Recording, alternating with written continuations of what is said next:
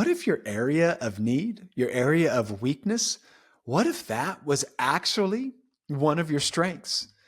Because you would have to ask somebody to come help you with it. And my goodness, we do not like asking for help. Well, on this episode of the Live Faith First podcast, we talked to Kevan Chandler. Now, Kevan was born with a degenerative disease. And so he's kind of grown up asking for help. And what he's found is that it's brought people around him. It's created community, and it's actually met him at his place of need and so much more, both for the giver and the receiver. And so I think you're going to love this conversation. Kevan tells us some great stories, but also reminds us that in those places of need, when we invite somebody in, that's when we find our greatest fulfillment in life. So sit down and enjoy this episode of the Live Faith First podcast.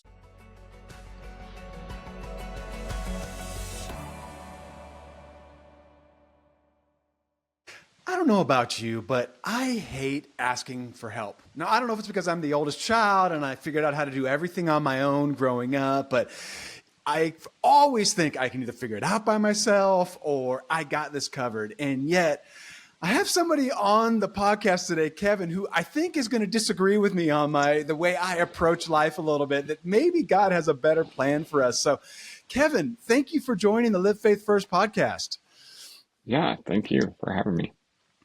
I am super excited for our conversation. Like I told you, I loved your book and the stories. And so one of the things I do at the beginning of podcasts is I kind of give a little teaser for something I'm going to ask you later. But you had so many great stories that I would love you to pick kind of one of your climbing the Great Wall or traveling through Europe, but like a story that stands out to you. But I'll give you a few minutes to figure out which one that is. But before we get there, Cool. Give us a Cliff Notes of your life. Where were you born? Where were you raised? How did you get to where you are today?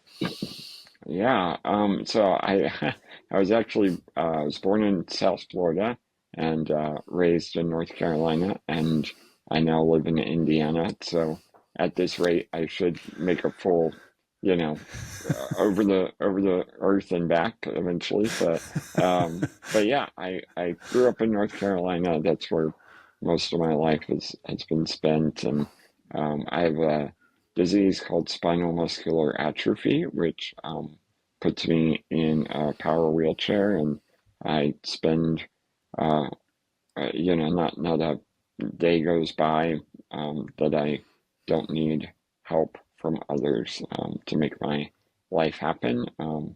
But I've also, not to jump ahead, but I've found some real richness and depth in that, and in those relationships. I grew up with two siblings, a brother and a sister. My sister has the same disease that I do, and my parents are just really creative go-getters, and so we grew up kind of asking, well, what do we want to do, and what can we do, and how do we compromise where we need to and push the limits where we are able to, and finding a marriage between the two. And I think that really informed a lot of how I've lived my life, and really thankful for that. And then these really are the Cliff Notes. I'm just giving the teasers here. But, Yes. I'm married. My wife and I are coming up on 5 years, and we can get into all that and how we met and what that life has looked like together, and especially with community coming around us, which has been really beautiful. And I began my relationship with Jesus when I was 6. I was having trouble sleeping at night because I couldn't wrap my head around eternity. I thought that I should be able to. And for some reason, I thought that was a goal I could reach. And it was really bothering me, and it just didn't make sense. And my dad, who knows me maybe better than anyone, he sat me down on his bed, and instead of explaining eternity to me, he introduced me to who I could spend eternity with. And so that's kind of where it started for me. I grew up in the church, so it wasn't this crazy foreign concept, but that's when it became personal. Real And to you. Yeah. yeah, and so it's been uh, some days it feels like a dance, and some days it feels like a wrestling match. But um, Jesus has been the constant, and He has stuck with me through all of it, through hard hard things, in relationships or in health and hospital visits and wild adventures all over the world that I can't even still believe that I got to do, and the blessings and the difficult things all the same. He has been there through it all. Yeah. So Yeah. I yeah, love that. Sometimes it feels like a dance. Sometimes it's a wrestling match that, and what? sometimes it's all in the same day, right? Right. Yeah, and sometimes at the same time, right? Exactly. Exactly. Yeah. Oh my goodness. And it does sound like you have absolutely pushed the limits. You're talking about your dad kind of like, okay, let's figure out kind of where the limits are and where we can push that. And it Mm, sounds like you've, chosen over and over to yeah, get to the edge of the limits and enjoy life, which you know, beyond serving our Lord is, I think, one of the main things God put us on this earth to do, right? Just, yeah. enjoy this world he's given us. So I'll Yeah. start with this question. Can you talk a little bit about asking for help? I was really intrigued by this fact that you need daily support with so many aspects of just kind of your physical life, and you've chosen, rather than hiring people to come into your home, to ask friends and people and so on. Can you talk a little bit about that decision to do that and how that happened and kind of Hmm. what that looks like for you? Yeah. Well, it's funny, but before the interview started, you were asking me how I got into music because I played in a band and stuff. And I said, well, it's kind of just a progression, you don't really decide one day to do something. It's a little decision here and there, and some things you just trip into, and you're like, well, now I'm here.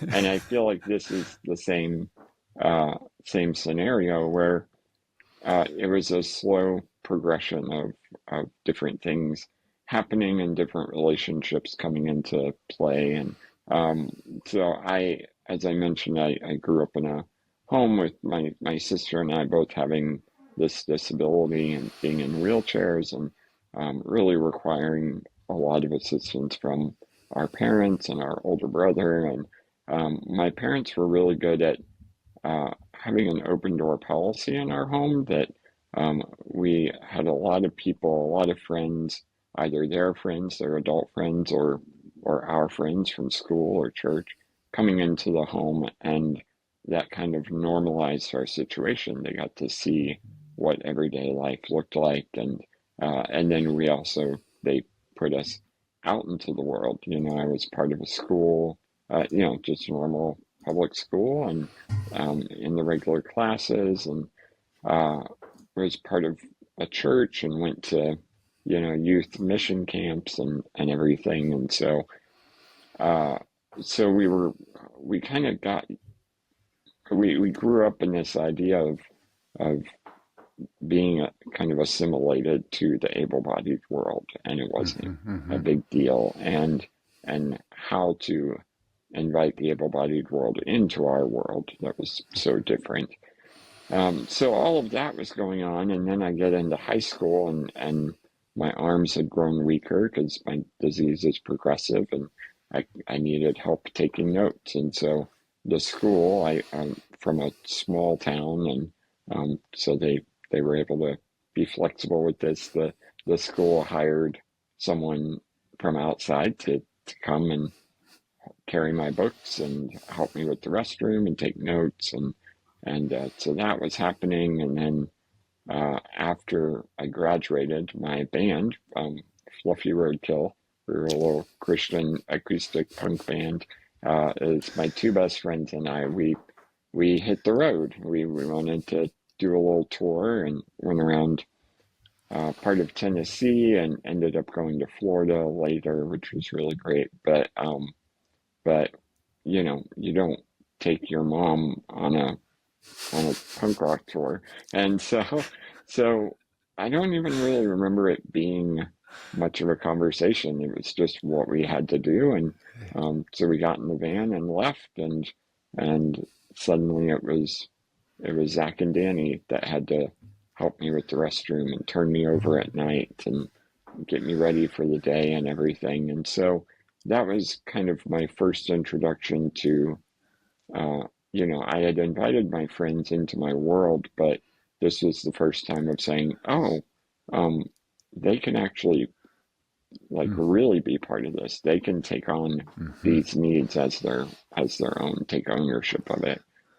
So that really was the springboard into college. I had guys that I lived with and they took care of me and went to class with me. They were in the classes, but you know, we just made a copy of their notes kind of thing, and we made it work. And at that time, well, this is still the case, but the state provided some funding to pay them for their time, and we were all, starving musicians in College college, so students, right? we were like, hey, any little bit helps, and so they did get paid, but all along I'm kind of looking at it going, yeah, but I think they would do this anyways, and really the most difficult part, I'm grateful for them being able to get paid, but for them as well as for me, the hardest part of the situation was like filling out the paperwork and following guidelines for what the state required and everything. And so I I kept that kind of in the back of my mind. And at the same time, I had other friends that, it was like the ones that needed to get paid got paid, and the ones that didn't, they just helped and hung Yeah. out. And so I was kind of getting this experience. So when I moved to Indiana about 10 years ago, maybe 11 years now, um, I I just really prayerfully decided, you know what, I want to I want to do an experiment. I want to see what happens if I just lean fully into um, inviting people in and not bringing up the money side of it, Hmm. and realizing that meant I was going to need more guys helping because it's one thing to uh, not get paid if you're doing like once a week or once every other week. It's another if you're coming every day, Yeah. which Yeah. some guys would be okay with that. But I just, yeah, when I moved here, I said, all right, let's try this, God. Let's do this together. And the guy I was moving in with, I called him and said, hey, do you, we haven't talked about this, but do you mind helping out, like turning me over at night and stuff? And he just kind of laughed and said, well, yeah, I just figured that was part of us being Part of the roommates. deal. So he got it before I did, and that has continued to be the case. And before I got married, I lived with two guys in a house, and they were always there. Like if somebody got sick and wasn't able to stay the night or something, then one of them could step in. And um, I mean, 11 years and well, I guess before I got married, that'd be 6 years, and the Lord um, never let there be a gap. Wow. There was always Wow. someone to fill in, and it was really amazing. And so, yeah, that's kind of how Yeah. it happened, how it came Yeah. together. Yeah. Um, It's all right. I'm going to go all the way back to the beginning because I'm having a really hard time picturing your mom not freaking out a little bit when you wanted to go on a band tour. Where your mom was totally cool with it. I mean, I could see dad being like, "Yeah, whatever, he'll figure it out." But my mom, my wife, they would be freaking out. So your yeah, mom was yeah. cool with that, as far as you knew. Apparently, yeah. Well, I asked her when I was writing the new book. I got to the chapter where I talk about going on tour, and so I texted her and um, I said, why? I never asked you, why did you let me? Why were you okay with that? Yes, right. And she wrote back and said, well, because you were chasing after Jesus, and I knew your friends were too, and so you guys were going to be okay. And Wow. that was enough for her. And I'm sure there was some worry, some struggle, but Yeah. as a whole, she was like, they'll be okay. They're they're goofy boys, and They'll they figure it out. probably, yeah, they'll figure it out. They will probably not shower, and they'll probably only eat tacos, and but they'll Right. be fine. They'll figure it out. So Yeah. Oh, I love that. I love that. yeah. And now I'll circle back to the more important stuff, which is just that idea of just living into community. And Hmm. our my wife and I's our middle son lives in a group home here in San Jose. He was Hmm. born blind and has some other challenges. And so we've used the systems that are out there to help Yeah. give him a great place. And it was interesting as we made that transition for us. It was very challenging as parents. As parents, you look and you're like, is this the right thing? Are there other ways we can go about this? You kind of feel like you're, for us, even abandoning your child. Not that you're not putting him in a great place to thrive. On the other hand, Hmm. he lived here for 20 years, right? And so, Hmm. um, I see both sides of it. And what's interesting is we never considered, hey, do we kind of dig into community? Maybe there's community that will come alongside us. Hmm. And so I love the fact that I don't know if you stumbled into it or if it's just part of what your parents kind of like. This has just been the trajectory the whole time. Hmm. But yeah, I'm both amazed and impressed. Amazed because that's some quality friends, Yeah. people that are willing to come um, and help you every day. That's Yeah. a. Do you have what does turnover look like? I'm going to dig into this for a little bit more, and then we'll get into some Yeah. other. I got a bunch of other stuff, but like, do you have turnover? There are people that kind of Hmm. with you. They just keep coming, or how do you kind of deal with that part of it? Because, like you say, you can't really go. You can't have a gap in support. So, Right. Yeah. how does that go? Yeah.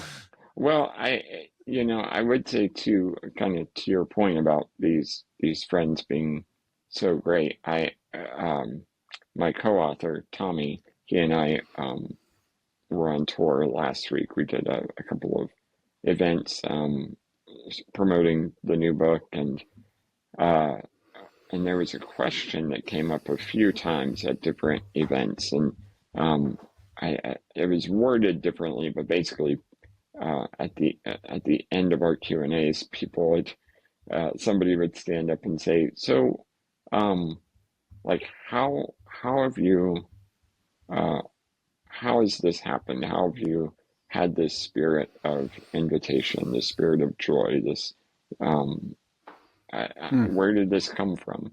And I was really thankful that that kind of question came up because each of these events uh, we had a lot of friends from over the years that were showing up. And we did one in North Carolina where we grew up. We did one in Nashville, Tennessee, where I have a lot of friends as well.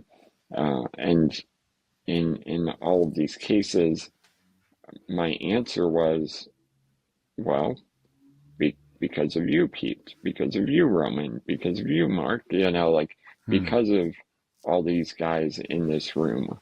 Um, I I may have invited them in, but the fact that they said yes, and some of them even asked if they could, like, hey, can I be a part of this?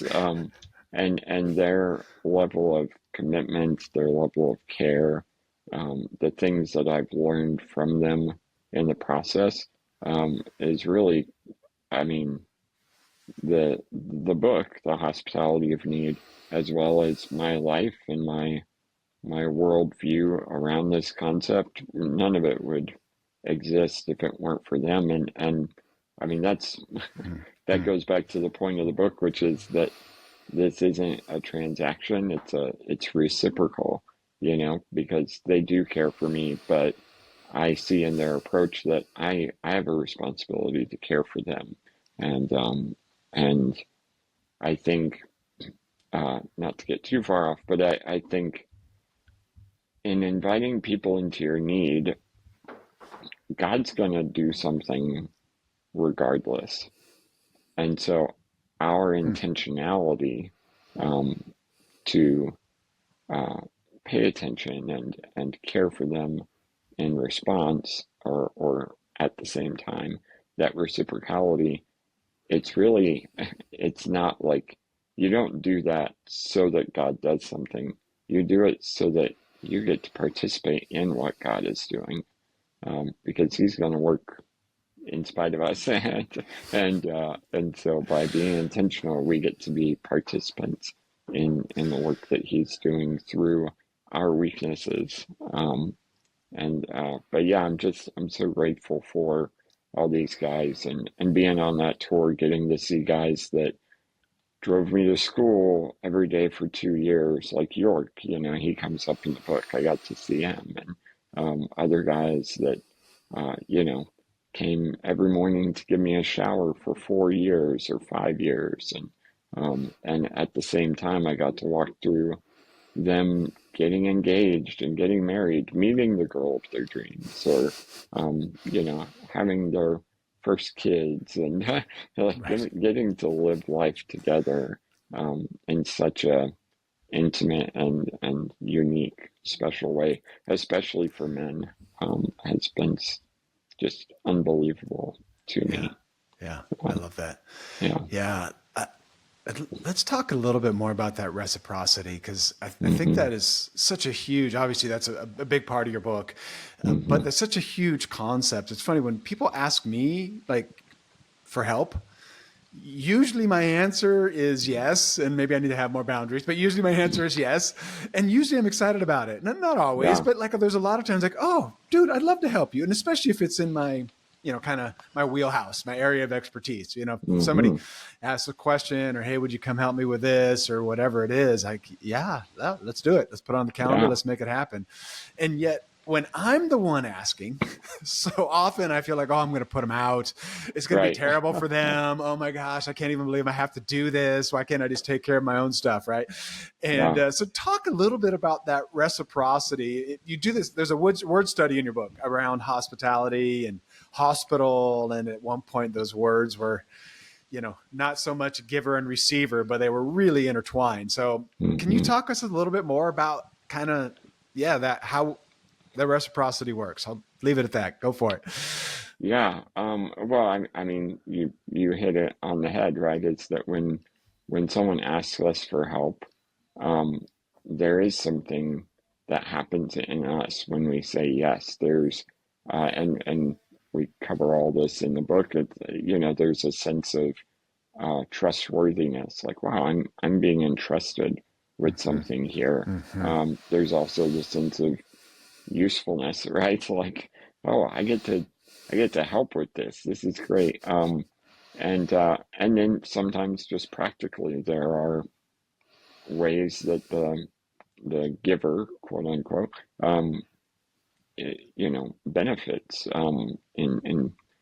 I have guys that come and get me up in the morning, and the rest of their life is so busy and so chaotic, and maybe they one guy used to run a nonprofit here that was very much like a responsive thing, like, oh, this person needs help with this and this and this, and always all over the place.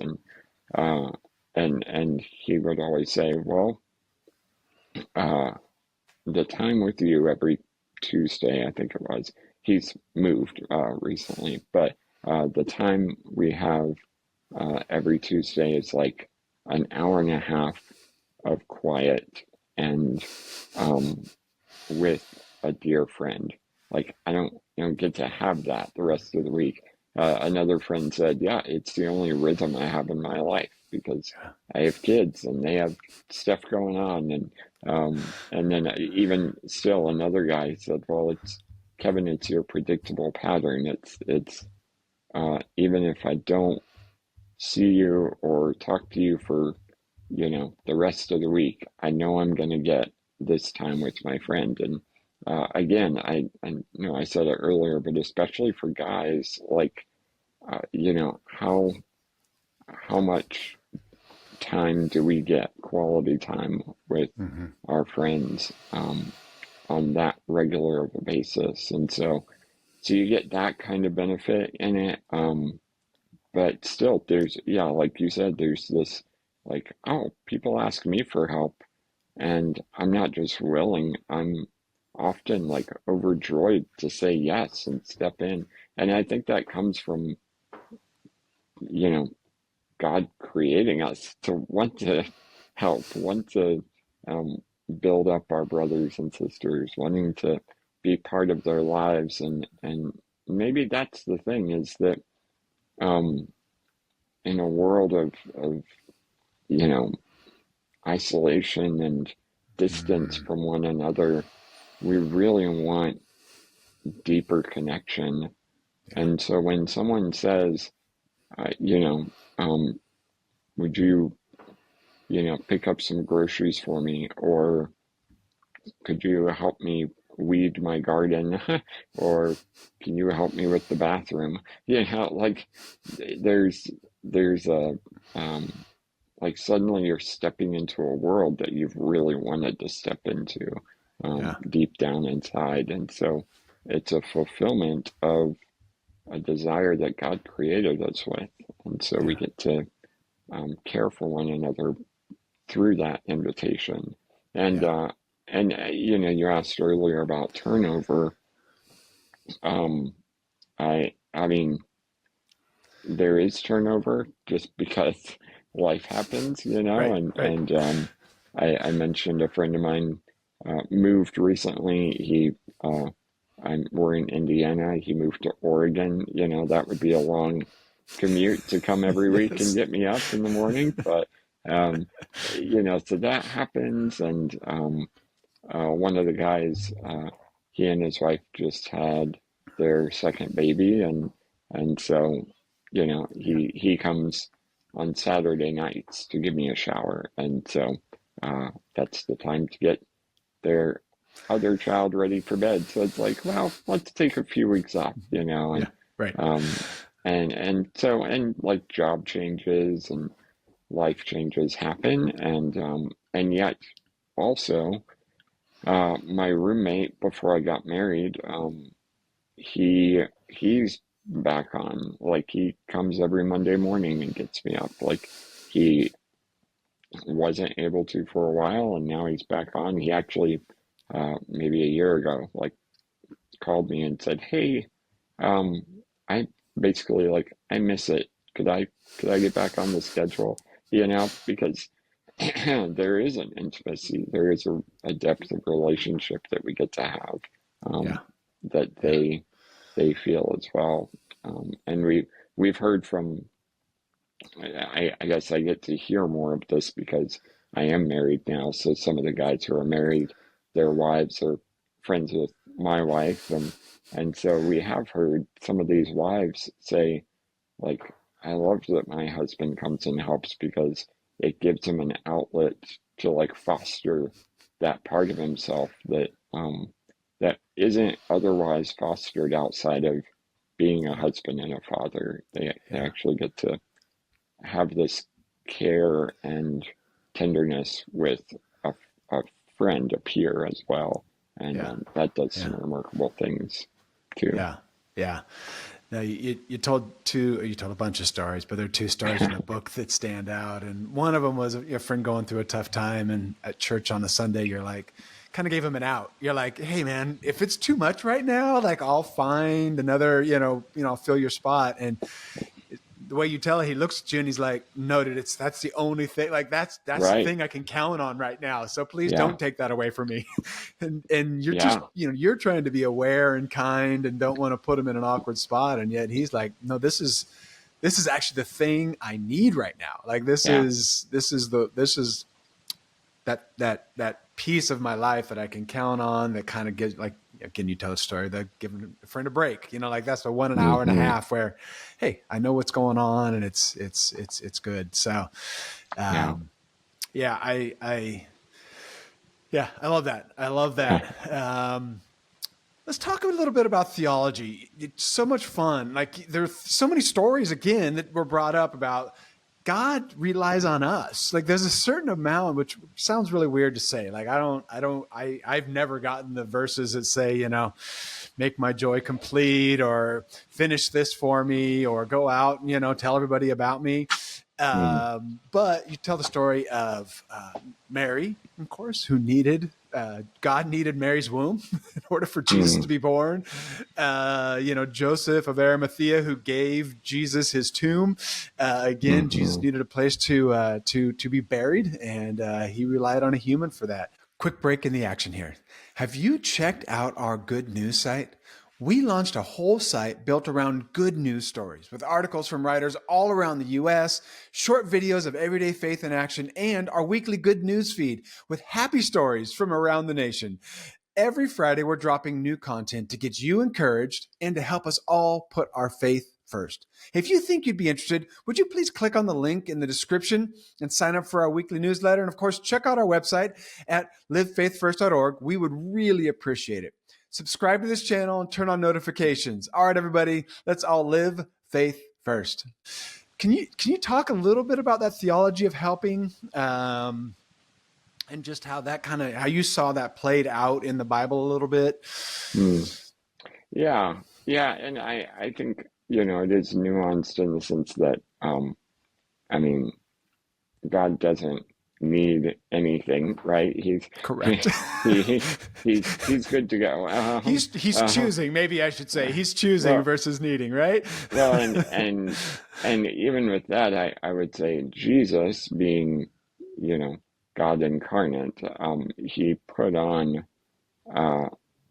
he put humanity on, and in that he took on this human element of need and interdependence with others, and so as you said, that started with a womb, because if he had just dropped down from heaven, fully grown and independent of everything, then he wouldn't be human. He wouldn't be a man. And so it had to start with a womb. And because of that, he was dependent on the body of Mary for for 9 months. And that's just the first testimony and kind of example of, hey, he is a person, you know, Mm-hmm. Mm-hmm. and a fully God and fully man. Well, that's definitely a fully man part. But then that was a weird way to say that. Anyways, sorry. Anyways, but then, you know, some of my favorite um, stories that we share in the book in regards to this. One of the most clear ones is the woman at the well.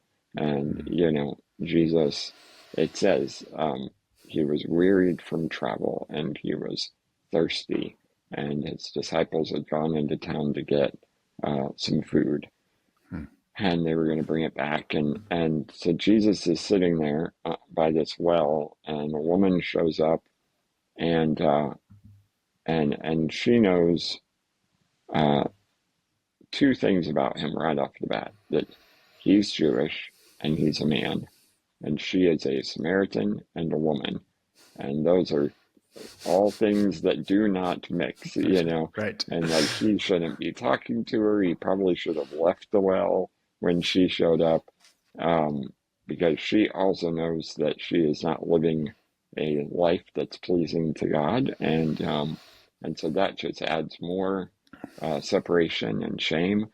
And the time of day that she was going to the well tells us that she uh, was also kind of an icon of shame in the society as well. And so all of this is going on, and Jesus asks her for a drink of water. And, you know, he didn't, being fully God, he didn't need to be thirsty, but he chose, in choosing to be fully man, he had chosen to be thirsty. And, Yeah. and he also, being fully God, could have just called the water up from the well and drank it himself, but he chose to rely on someone else And so with all of that in mind, I mean, can you imagine what that conversation would have looked like if he had started with anything else? If he had started with, like, oh, so you like water too, or that's cool, or the water I can give you is living water. You'll never thirst again. That would be a weird place to start. Or if he had said, so you're not, you've been I'm married four married. times and you're not married to the guy you're living with. Let's talk about that. Right. All of that would have, um, well, it would have probably sent her running. But instead he started with, hey, I'm thirsty.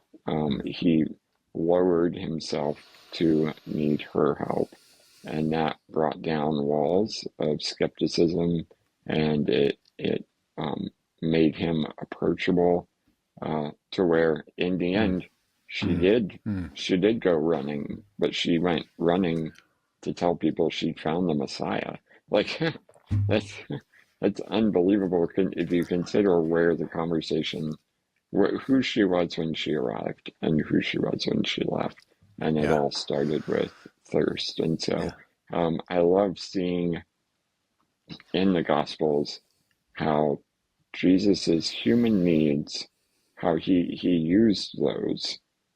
They weren't a burden. They weren't a distraction from his mission. He used them as tools to further his mission.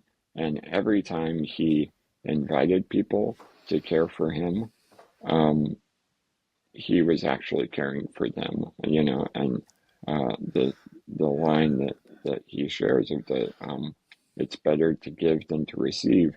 I wrestled with that. Tommy and I wrestled with that of, does that negate what we're talking about here? And we realized, no, it doesn't. It just means in our context, like, so, but what if you do need to receive, Well, then find ways to give while receiving, like give through the reception. And so, I want to care for my brother, but I need to go to the bathroom, or I need help with the shower, or whatever it is. Well, I can see that as a burden that, I'm going to have to get him to do this. Or I could see it as an idol, which is, I don't care about you, this is priority. Or, so it's like I could put him out, or I can put myself before him, or I can say, you know what? This is an opportunity for some quality time. Like, we're going to be in the privacy of a room by ourselves. Neither of us can be on our phones. Like, this is it. So let's use that time to really see each other and care for one another. And so we get to see Jesus doing that over and over. And sometimes it was really practical, like thirst, and sometimes it was kind of the bigger picture, like needing a tomb or needing a donkey, and there's a lot of layers there. But everything that Jesus did was intentional and on purpose. Yeah. That's normally when we talk about the woman at the well, we're talking about, speaking truth and love and the first evangelist and so on. But when you do start with what's his first question, like where does he lead off, right? In a place where there's clear division, right? There's a Jewish male and a Samaritan female, like clear division, and he starts with need. And like you say, that broke down barriers, that made him a real human, right? It made him more than just a Jewish male. It made him, he's thirsty too. And of course she had attitude, right? She had come on, what what are you doing here? Why are you asking me for water, man? And Yeah, still he was able to break down those barriers and end up at the truth, right? And I love yeah, that you say, like, if you start out, if you lead in with, dude, what's the matter with you? yeah, You married 4 people. What's wrong? You know, and you're not even married to the person you're with now. Like, dude, I yeah. gotta go. I'm not that thirsty. I I mean, don't need water that bad. even if he had started with like, don't worry, I'm not gonna hurt you. I'm not, like she Right, still probably had defenses that would have right. been set off, Yeah, and yet, I mean, he knows the heart of man, right? So he knew what she needed to hear and when she needed to hear it, and yeah, um, yeah. yeah, I love awesome. that. All right. So you have done hospitality for years. This is you've invited people into your home, and Mm. I understand at one point you decided, or one of your roommates asked if you guys could have couch surfers. You know, it's like, hey, can we just have people who are traveling through? And you tell the story of a person rollerblading across America Yeah. carrying a big American flag. Now I'm kind of picturing a little bit of a Forrest Gump and like short shorts with the flag. So I don't know, Oh maybe you yeah. can give me a little insight into what this guy actually looked like, but I'm more concerned with what his response was as he slept on your couch for a few nights during a rainy season. Uh, Yeah. Yeah. Well, it was funny. He was from Michigan, and this couch surfer was from Michigan, and I guess had albeit naively, thought, well, it's February, and it's snowing in Michigan, so I'll go south and go across the country in the southern part of the US, and it'll be better. But what he didn't realize is North Carolina may not have 6 feet of snow, but it is cold and rainy and icy, and so by the time he got to our house in High Point, North Carolina, uh, I think he had realized, he kind of had a rude awakening of what he had gotten himself into. And so, yeah, he arrived at our house and he was planning on just crashing for one night, get a shower and head out. But we actually did get snow and ice for a couple of days. And so he decided to stay with us. I think it ended up being like 3 nights, something like that. And in that time, um, I was living with my friend Thomas. We were renting a house, and he had his own room, and in my room, I had an extra bed, and that's where whoever was staying over at night, they would sleep there. And this guy got to see people coming and going all the time. And some of those were to very directly help me, with getting up in the morning or going to bed at night or whatever it was. And then others, just came over to hang out. And some came over to hang out because they do help out at times, but it wasn't their time to be there. They just wanted to hang out. And I talk about this in the book that um, all of these guys um, they had kind of taken ownership of our house. It had kind of become theirs as well. It was kind of their second home because they were sleeping there. They were coming over regularly. And so one night we were watching that Christian Bale movie, 3:10 to Yuma, one of the great westerns of our time. And we're sitting there watching it, and this random couch surfer is with us, and the guy that's staying the night, like we're all just sitting on the floor on the couch watching. And partway through the movie, my friend, a friend of mine came over and uh, brought in his Chick-fil-A or Wendy's or whatever it was. He had just gotten off work, picked up food, and come over because it was on his way home from work, and sat down on the floor, ate his dinner, and then like maybe a half hour later, not even the end of the movie, he just got up and left. It's like, what was that? It kind of right. reminds me of if you remember that Val Kilmer movie, Real Genius, where the guy comes and goes from their closet. Like that's what it felt like. It's just people just showing up just to hang out, and then they leave. And at the end of his visit, we had a great time with him. It was a lot of fun. And at the end of his visit, this couch surfer, um, uh, or not at the end, but sometime in the visit, he uh, he turned to Thomas and I, and he was like, "So, who actually does live here? Like, who lives here? Whose address is this? And who is just friends?" And afterwards, he mentioned that on his blog that he was keeping. That we had kind of a revolving door of people, and but I love that he couldn't even tell whose house it was because people had Yeah. taken such ownership of it, because of my Yeah. needs, really, Yeah. essentially. Yeah. Yeah. That's so good. All right. Let's talk about your favorite travel story. Do you have is there one that's like that stands out to you? Because again, there was a bunch in the book. Obviously traveling to China and meeting who turns out to be your wife must be Yeah. a highlight trip. But is there one that just stands out? You're like, man, I got to tell this story. Hmm. I mean that. So is this the question you asked at the This is a beginning? Are question we right up coming front. around? You got it. You got it. Man, This was the okay. teaser from the beginning. Now is the big opportunity. Yeah. Yeah. Well, I mean, every adventure that we've had, we went to Europe where we visited France and England and Ireland, a little bit of Wales as well.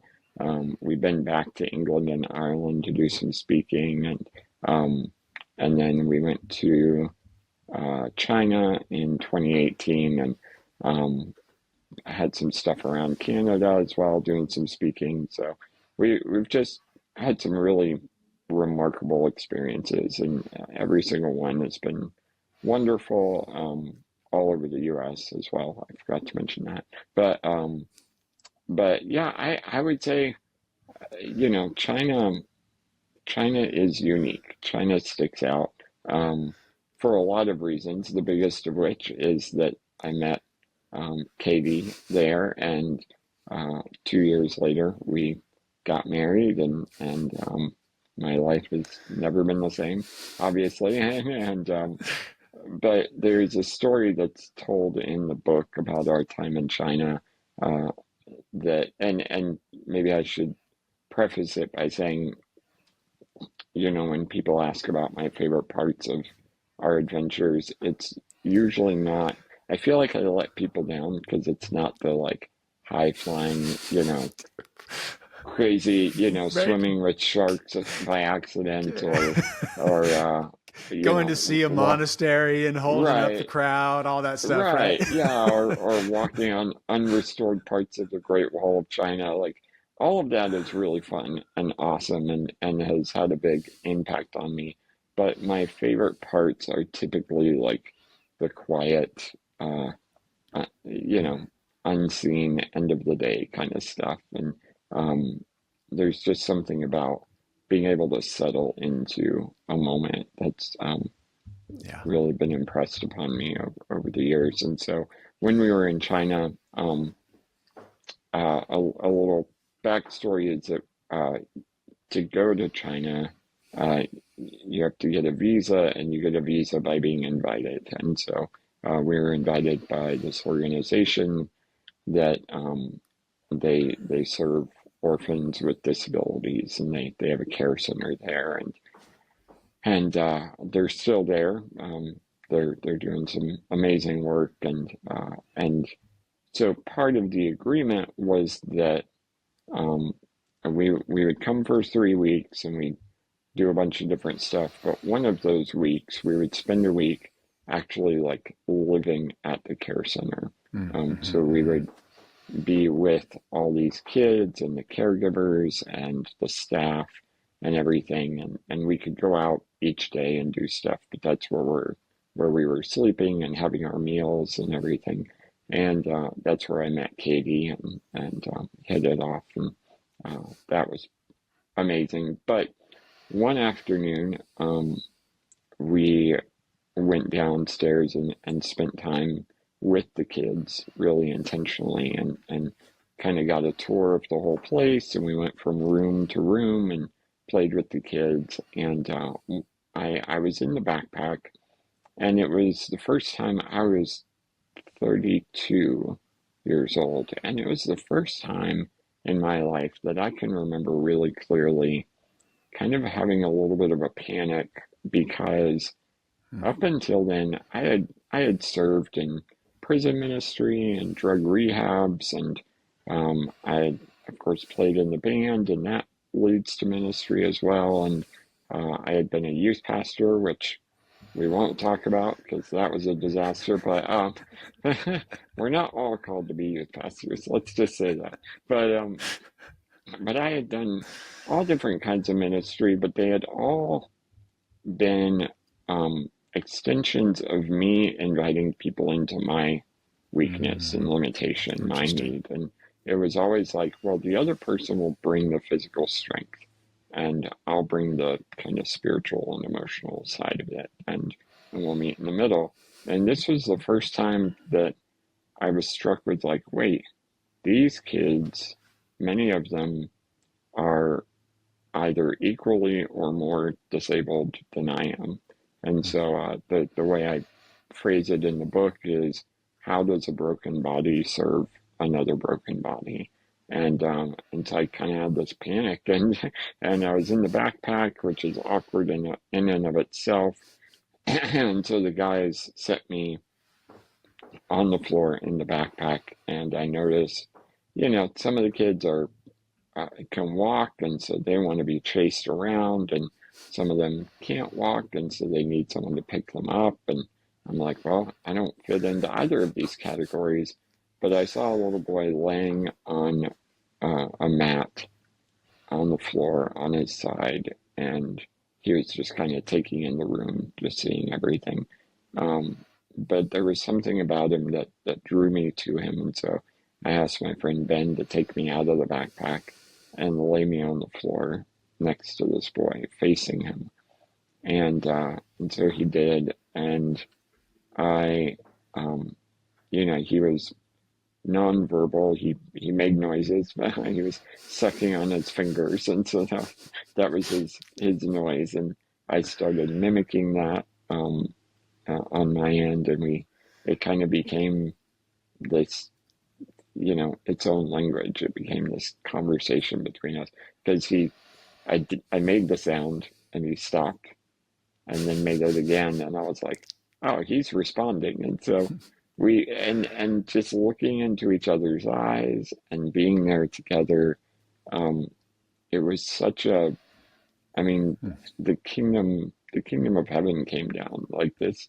This was a powerful and profound moment, where I realized that, you know, up until now, I had felt like, oh, my weaknesses and someone else's strengths have brought us together. But in this situation, um, it was my weaknesses and his weaknesses, my difficulties in life and his difficulties. The trials that he had gone through. I can't even imagine, and to bring him to this point, but normally the world would look at all this hardship and say that that's a bad thing, and even some disabilities are qualified as being incompatible with life. The world would look on, the medical and political world would look on at this little boy and say, well, he's a burden on the system, or he's had such a hard life. It what value has there been for him, or anybody else? And yet that hardship is what that was the hand of God getting us both to that moment on that mat, um, entering into one another's world so completely. And I believe that Jesus joined us there, and it was just such a beautiful thing. And so that's one of the many favorite memories from those adventures. Yeah, I love that. That's such a beautiful picture. It really, Yeah. it really is. And Mm-hmm. yeah, I love how you bring out that God does show up in what to humans looks like our weaknesses, and Yeah. that is the place where, when to kind of feeble humans get together, that God actually can show up, it seems, because so often we live in our strengths, right? Or we live in or somebody else's strengths, and how can I? And yet it's in those moments that God shows up. So I love that. Yeah. I love that picture. Let me just say this. I love how you closed out your book. Just that last couple of chapters, you talk about your communion experience with your wife and how that has been impactful to you. But you kind of, the bow you put on this is that hospitality of need addresses so many of society's ills, whether it's our epidemic of loneliness, whether it's anxieties, or finding places for peace where it seems like the world is chaotic. Can you just talk about how, his hospitality really does is one of the antidotes, solutions to a lot of the things that we're seeing in our world right now, and how you've seen that kind of in your own life there? Yeah, I'm so grateful for Jed Medifin. He wrote the afterword for us, and my wife and I were just talking the other day about how so many books, some of my favorite writers, are like all over the place, and then they bring it in for a landing, and you're like, how on earth did you tie all this together? And we were talking about that, and I was like, yeah, I I don't I guess with hospitality of need, maybe we sort of did it, but then Jed added the afterword and really brought it in, and I'm so grateful for that he was able to take all these stories that point to this idea and say, all right, here's how we apply it. So thankful for that. And the way he worded it was just phenomenal. And so, yeah, I think all that to say, I wish he was here to answer this question. He would be more articulate than I would. But yeah, how does the hospitality of need address our culture and the things that we are going through? I mean, I think it goes back to one of the first chapters in the book, and I referenced it earlier about seeing our need as a burden or seeing it as an idol, and realizing there's this kind of tightrope walk down the middle of seeing it as an opportunity and a tool to care for others and grow deeper in our relationship with one another, because we do live because our culture is, for many reasons, so polarizing, and we're all over the place. But we get both of those extremes often, where either you have people who prefer to pretend like they don't have needs, maybe to such an extent that they don't even realize it anymore that they have needs. They're really fighting for. I mean, what are the key words in our culture, right? Independence. In the disability or able-bodied, we talk about independence, we talk about self-sufficiency, and we also talk about self-care, and self-advocacy. So, you have all of this that points to either, oh, I don't need any help, or my needs are preeminent. They need to override anybody else's situations and concerns. And the world revolves around me, and so your world should also revolve around me. And it's all just a bunch of lies from Satan. And so when we recognize the hospitality of need, when we realize that our needs can be an opportunity, those opportunities are for deeper relationship with one another. They are opportunities to point ourselves and others to Christ, and it's opportunity to be selfless, because you're saying, well, I have this need, it needs to be met, I recognize that. How do I care for others in the midst of that? It's not by denying my need, It's by inviting them in and caring for them in the process. And so I think it does a lot of things, and that's kind of the short, truncated version of of a 3-hour conversation that we could have. Yeah. But I think it could really change a lot of dynamics in the church and uh, the various dynamics of church, whether it's a more conservative or a more liberal or whatever it is, the church as a whole.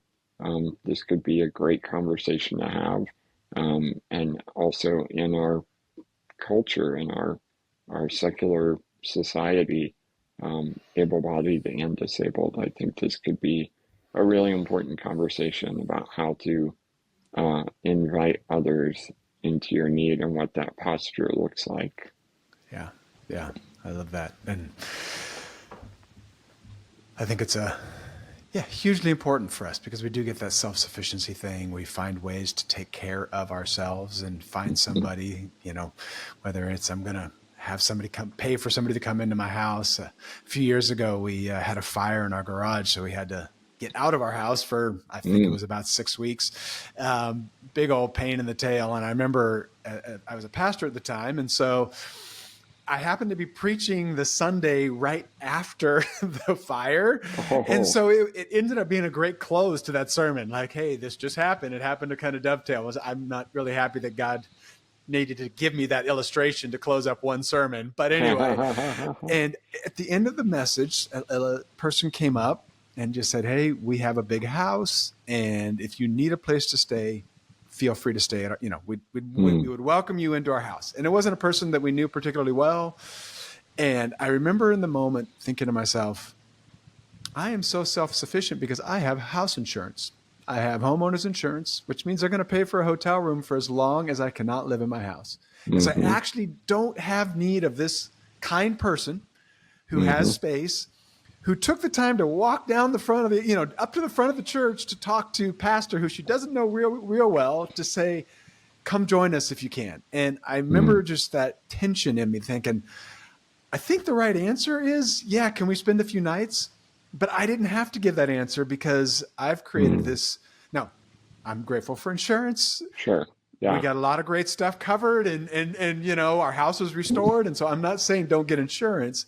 Yeah. But it is a sign of where we are just in our society, where I insulate myself from needing others. Yeah. Anyway, so I love what you're doing there. Sure. Well, and I would say too, on that note, it's like, insurance is a wise thing to have. And sometimes in the caregiving world, you do need certified paid nurses, like if needs are at a certain level. And so I don't want to disparage those things. However, I think, there are, again, it's about the posture, right? It's about, are we doing those things to be self-sufficient? Are we doing those things? Why are we doing those things? Yeah.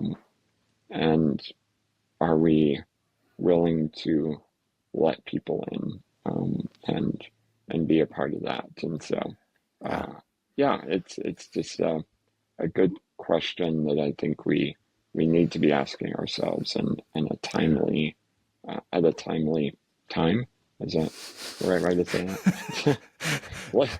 In this cultural moment, right? Or in this where we are today. Yeah. Yes, Thank you. You got it. Let's end on Kevin saying something silly.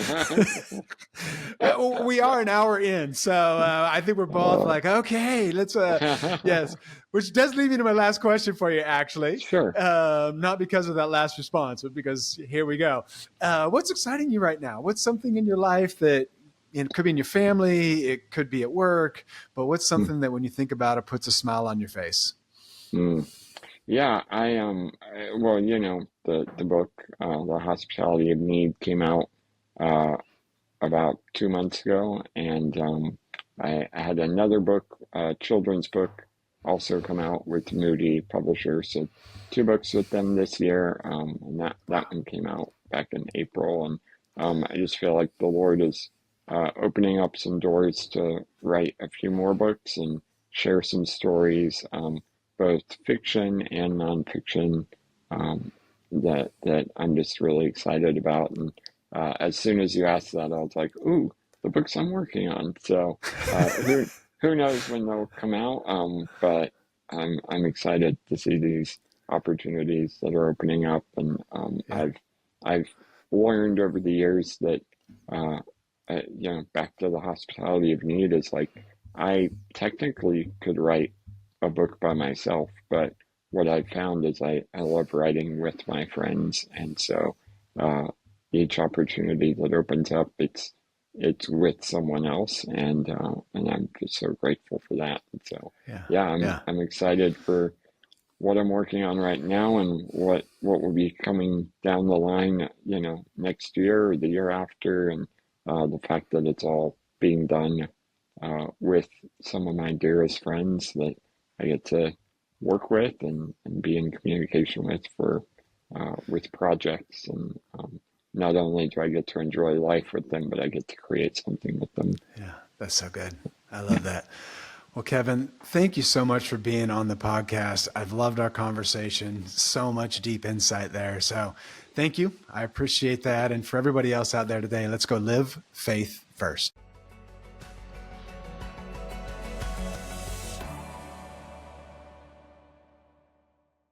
Hey, you're still here. That means you enjoyed our conversation with Kevan. Wasn't that a ton of fun? He had so many great stories. I'm going to encourage you, go out and buy his book, Hospitality of Need. There are so many great things that address things that we're all challenged with. But here's what I want to know from you, and put it in the comments below. What's the one need you have that you're going to invite somebody in to help you with? I know we don't like to ask for help. We like to be self-sufficient, but we just heard about somebody who brings people into his need in the community and the things that have come out of that. And so, what is that one thing? What's that one thing of need that you want to invite somebody into? Put it down in the comments. All right, everybody, let's go live faith first.